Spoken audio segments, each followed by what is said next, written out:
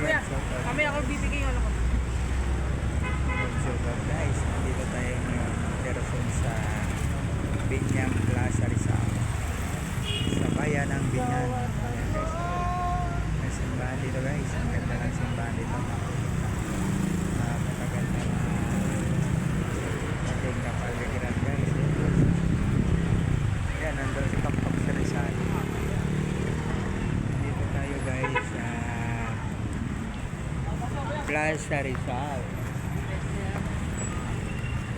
Plaza Rizal tayo.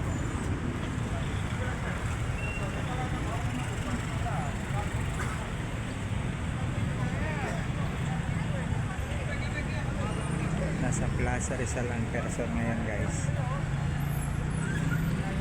Araw ng Binyan. Aba?